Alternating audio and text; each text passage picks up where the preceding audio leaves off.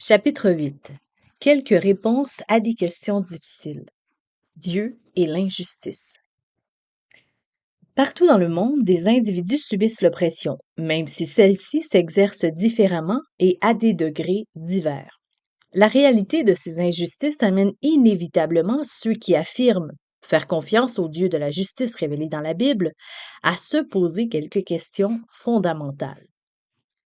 Pourquoi l'injustice existe-t-elle? Notre première interrogation pourrait être la suivante. Pourquoi des massacres et d'autres atrocités comme le viol de Rosa ont-ils lieu? D'une certaine façon, il s'agit de la question la plus facile à résoudre. Je ne cherche pas à simplifier le propos, mais je crois que ces agressions se produisent parce que des individus choisissent de s'abandonner à leurs pulsions égoïstes et brutales pour dominer les plus fragiles. Ils en arrivent à vivre en rébellion contre le Dieu bon et aimant qui les a créés. Il ne leur reste désormais que leur propre nature pécheresse, volonté effrénée de dominer, libido non réprimée, nausée de l'existence, agressivité misogyne, etc. Certains passages de la Bible décrivent crûment ce genre de personnages. On peut y lire leur gosier est un sépulcre ouvert, ils usent de tromperie avec leur langue. Plus loin, ils ont les pieds légers pour répandre le sang. La destruction et le malheur sont sur leur chemin. Ils n'ont pas connu le chemin de la paix. La crainte de Dieu n'est pas devant leurs yeux. Romains 3, versets 13 à 18. Si les hommes sont dépourvus de respect envers Dieu et d'amour envers leur Créateur, nous pourrions formuler la question différemment. Pourquoi ne pas piller, voler, violer, persécuter et tuer? S'il y a du plaisir et de l'impunité, pourquoi pas? Si Dieu est mort ou s'il n'existe pas, pourquoi tout ne serait-il pas permis? Pourquoi les hommes devraient-ils se contenir? Parce que c'est mal? Parce que ce type de comportement n'est pas civilisé? Parce qu'ils récoltent ce qu'ils ont semé? Parce qu'ils finiront par ne plus pouvoir se supporter eux-mêmes? Ces arguments peuvent sensibiliser des milieux correctement socialisés et raisonnables et empêcher les individus de commettre des actes auxquels leur nature humaine voudrait les pousser. Mais dans notre monde réel, hors des cercles de réflexion philosophique, les oppresseurs se moquent que leur action soit jugée mauvaise. Qui êtes-vous pour leur imposer votre morale? Qui êtes-vous pour leur dire à eux ou aux maîtres du Troisième Reich ce que devraient ou ne devraient pas être, faire plutôt que ne devraient pas faire des êtres civilisés? S'ils doivent récolter ce qu'ils ont semé, le problème qui se pose à eux n'est pas d'ordre moral, mais bien d'ordre pratique, car ils doivent se prémunir contre tout retour de flamme. Ils rétorquent: si la brutalité vous donne mauvaise conscience, renoncez-y. Quant à moi, elle me procure un sentiment de puissance. Je me sens vivant, j'exulte et je domine. Cessez donc de geindre, sauf si vous voulez tenter de m'arrêter. La théorie de l'univers de Nietzsche, ou je sais pas trop comment, sombre, caractérise par la volonté individuelle. Un néant dépourvu de l'autorité morale ou des ressources spirituelles nécessaires au bien. Il me paraît autrefois exagérément mélodramatique. Depuis lors, j'ai pu constater que le monde est réellement plein de violence parce que les êtres humains ont rejeté leur Créateur, la source absolue de bonté, de miséricorde, de compassion, de vérité, de justice et d'amour. Personnellement, je n'ai aucun mal à admettre qu'en l'absence de Dieu, je suis aussi égaré que l'oppresseur. Si je cesse de compter sur Dieu chaque jour, je vois ressurgir toute la laideur qui m'habite. Égoïsme, orgueil, insensibilité, colère, commérage, ingratitude, autosatisfaction, aveuglement, jalousie et convoitise, et la liste n'est pas exhaustive. Nous maîtrisons souvent cette aptitude au mal par diverses barrières sociales et culturelles, mais nous ne devons pas nous bercer d'illusions sur ce qui habite au cœur même de l'être humain. Des personnes parfaitement ordinaires sont en réalité capables de devenir des meurtriers en masse. Au Rwanda, sans parler de l'Europe de l'Est pendant l'Holocauste, Les tueries n'ont pas été perpétrées par des assassins pathologiques particulièrement bien entraînés, mais bien par des gens ordinaires.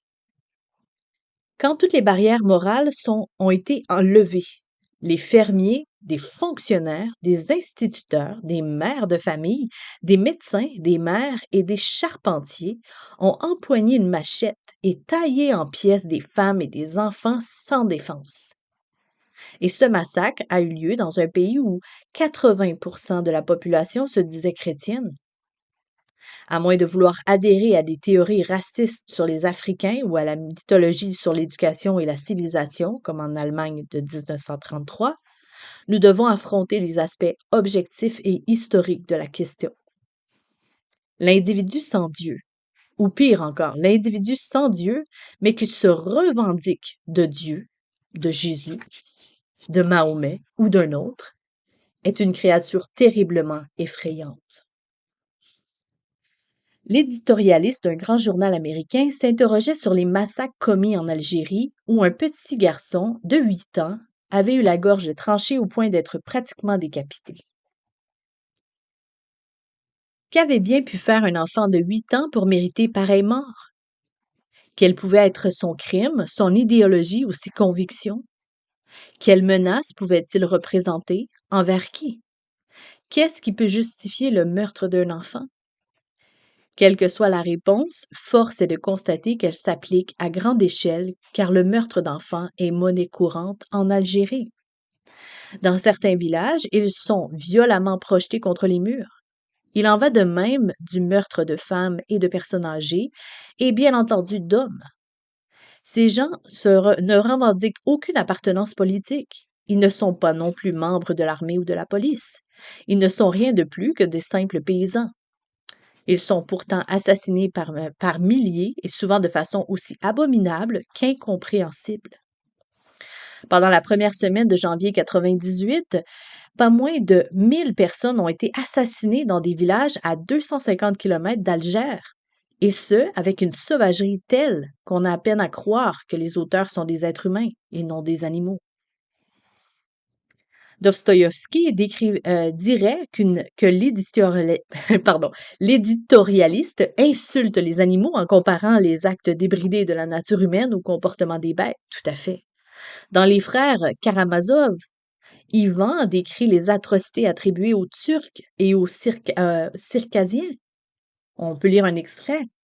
Les atrocités que les Turcs et les Tcherkesses commettent partout, c'est-à-dire qu'ils incendient, égorgent, violent les femmes et les enfants, clouent les prisonniers par les oreilles aux palissades et les laissent ainsi jusqu'au matin, puis les pendent, etc. Impossible même de tout imaginer. En vérité, on parle souvent de la cruauté bestiale de l'homme, mais c'est on ne peut plus injuste et insultant pour les bêtes. Un animal ne peut jamais être aussi cruel que l'homme, si artiste, si raffiné dans sa cruauté. Le tigre mord seulement et déchire et ne sait faire que cela. L'idée ne lui viendrait pas qu'on puisse clouer pour la nuit les gens par les oreilles, même s'il pouvait le faire.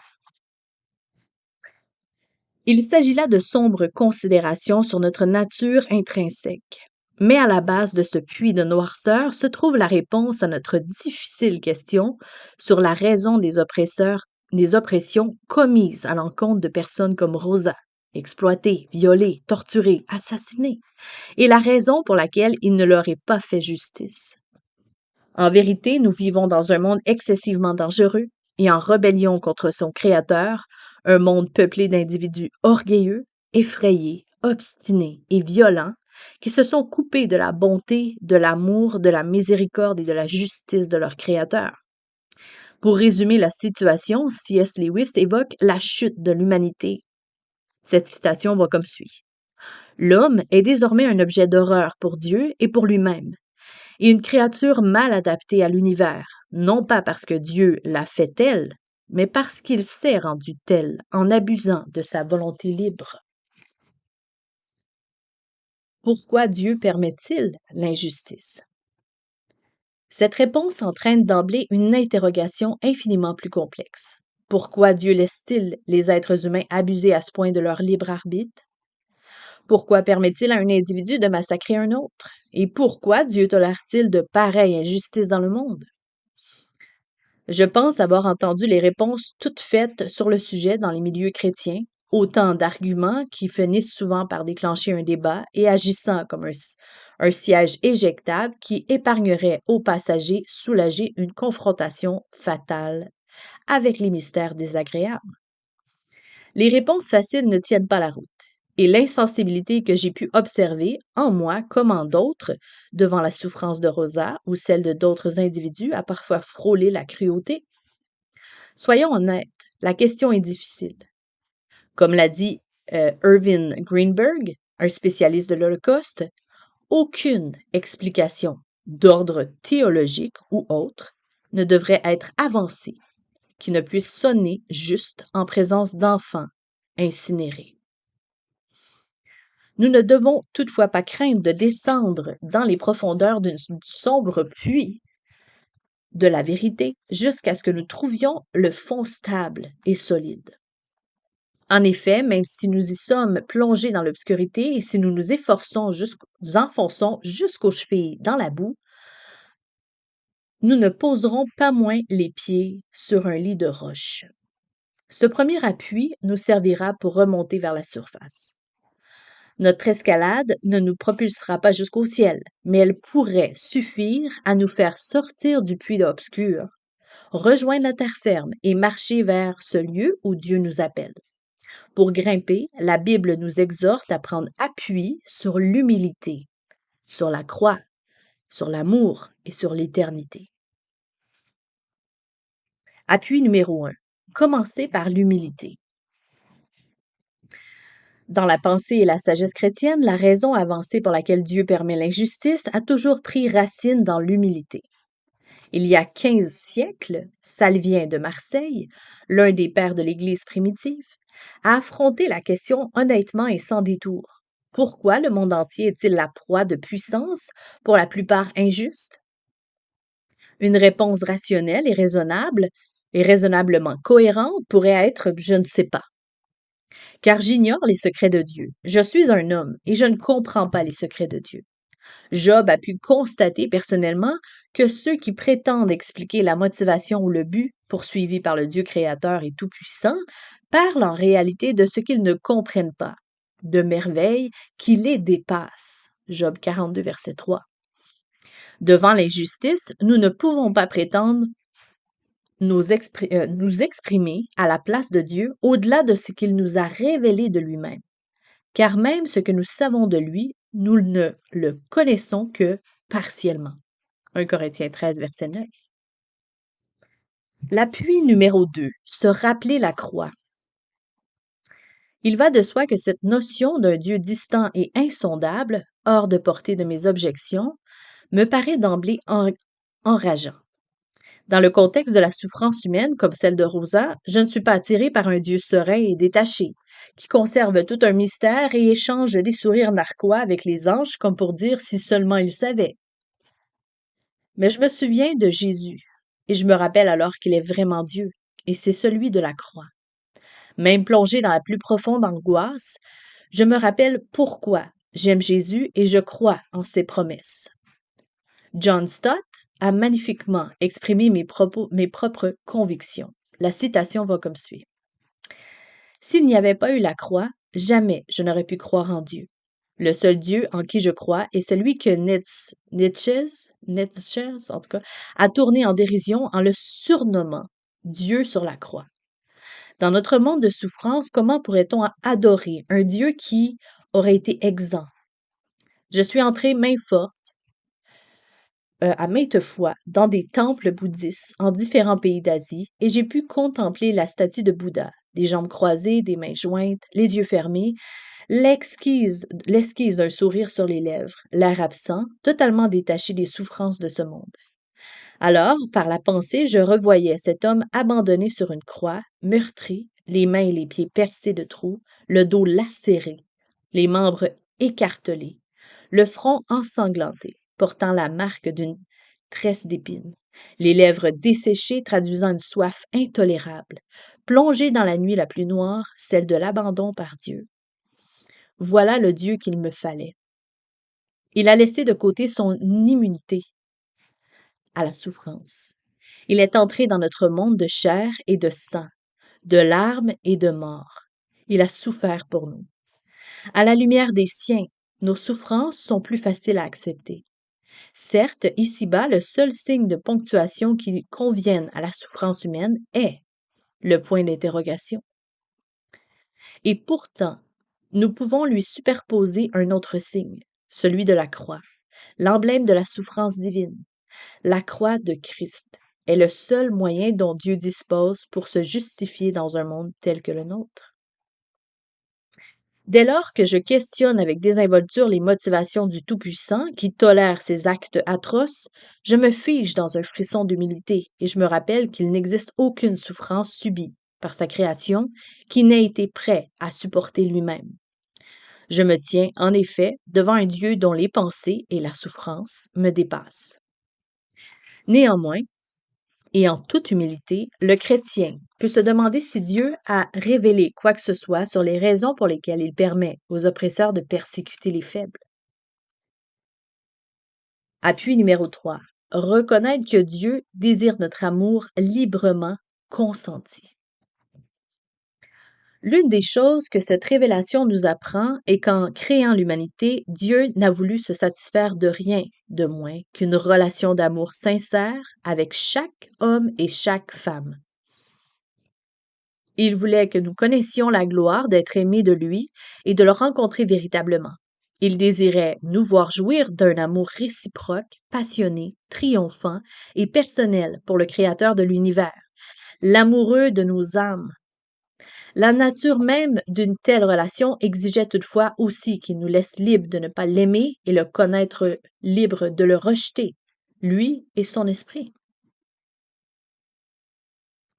Par conséquent, la dignité insondable accordée par Dieu à chaque homme et à chaque femme, la magnificence resplendissante avec laquelle Dieu a exalté ceux et celles qu'il a créés à son image, implique qu'il soit libre de lui tourner le dos. Et, l'ayant fait, chaque être humain, à des degrés différents, divers, est désormais un objet d'horreur pour lui-même et ses semblables, que seul le sacrifice ultime de son Créateur peut racheter. Devant la souffrance et le carnage entraînés par la rébellion de l'humanité contre Dieu, nous pourrions penser qu'il nous a fait un intolérable honneur en nous accordant ce terrible présent de la liberté. Nous pourrions débattre avec lui comme le grand inquisiteur de Dostoïevski avec Jésus. Tu désirais ardemment un amour libre et non les extases serviles de l'esclave devant la puissance qu'il a terrifiée une fois pour toutes. Mais là encore, tu te fais une trop haute idée des hommes. Cependant, en accusant ainsi Dieu, nous devons savoir avoir conscience que ce que nous mettons en cause est la valeur ultime de son désir de nous aimer véritablement et profondément, et d'être aimés en retour. Nous faisons l'impasse sur ce que peut apporter la dimension de l'éternité. Autant se demander s'il vaut la peine d'aller admirer le Grand Canyon en se basant sur l'aspect d'une gouttière. Numéro 4. Appui numéro 4, embrasser l'espoir de l'éternité. Ce n'est pas à la légère que je présente l'éternité comme l'ultime appui pour résoudre la question paralysante des motivations de Dieu face à l'injustice. En tant que chrétien convaincu, je dois l'évoquer. Je crois avoir observé, plus que beaucoup d'autres, une part de l'amplitude et de la profondeur de la souffrance subie par des innocents sur cette planète. J'ai travaillé dans l'enceinte d'une église rwandaise remplie de cadavres massacrés, avec partout le signe de cris restés sans réponse, lancés vers Dieu et vers l'humanité pour obtenir miséricorde. Et je peux dire en toute honnêteté que de ce côté-ci de l'éternité, une telle vision me laisse forcément sans explication, sans espoir et sans raison de continuer. Aucun mot ne peut suffire, aucun. Mais Jésus, à qui j'ai appris à faire confiance et que je respecte, me demande de comprendre que l'éternité change tout. Il m'encourage à imaginer un monde intemporel où même ceux qui ont perdu des frères et des sœurs, leur mère, leur père ou des enfants recevront au centuple dans la vie éternelle par rapport à ce qu'ils ont perdu ici-bas. Matthieu 19, verset 29. Il m'exhorte à visualiser un monde au-delà du présent, d'une beauté, d'une bonté et d'une justice si glorieuse que je devrais tressaillir de joie. Ce sont ses mots, pas les miens. En souffrant de la haine, de l'exclusion, des insultes et du rejet qui parsèment mon cheminement vers ce lieu. Luc 6, versets 22 à 23.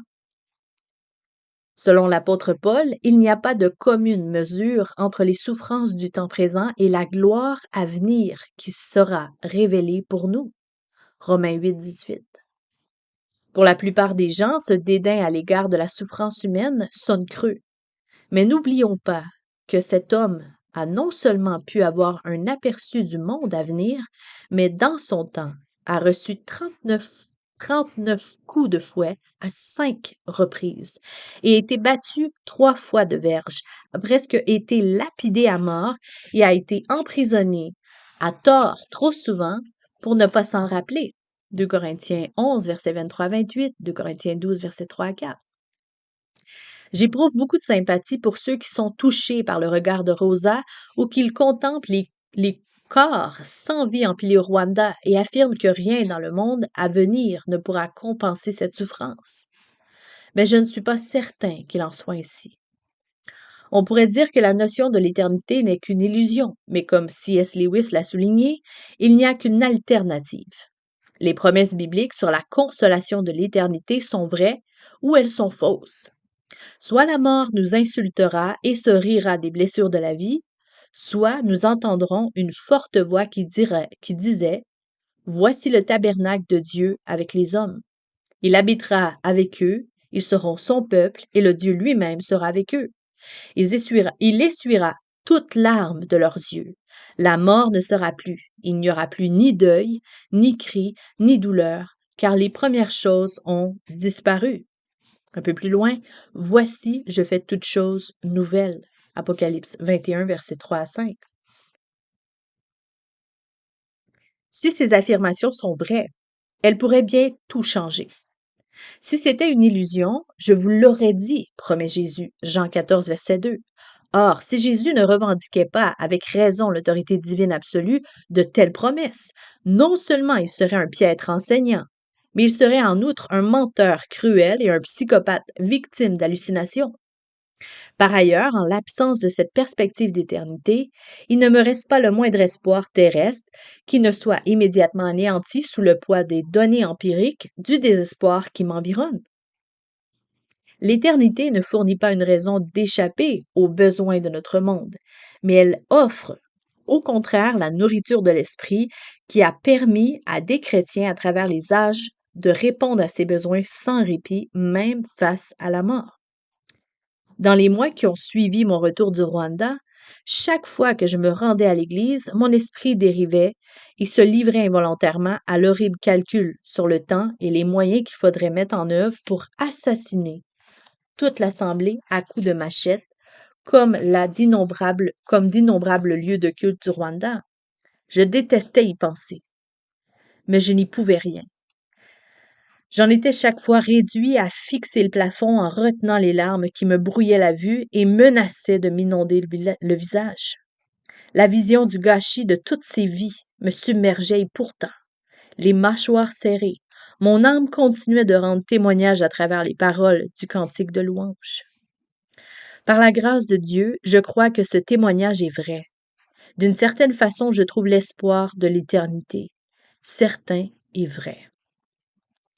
Si je tombe dans le puits du doute sur les motivations qui poussent Dieu à tolérer l'injustice sur cette terre, je grimpe vers l'extérieur en prenant d'abord appui sur les limites de ma connaissance humaine. Je m'agrippe ensuite au caractère du Créateur compatissant, révélé sur la croix. Je pose le pied sur le don terrible et mystérieux du libre arbitre et je me dégage enfin à l'air libre dans l'espoir de l'éternité. En secouant la poussière de mes vêtements, je me redresse et j'affronte la tâche qui m'attend. Préparer ma pensée et mon cœur pour aider ceux qui, comme Rosa, souffrent à cause de l'injustice. À bientôt.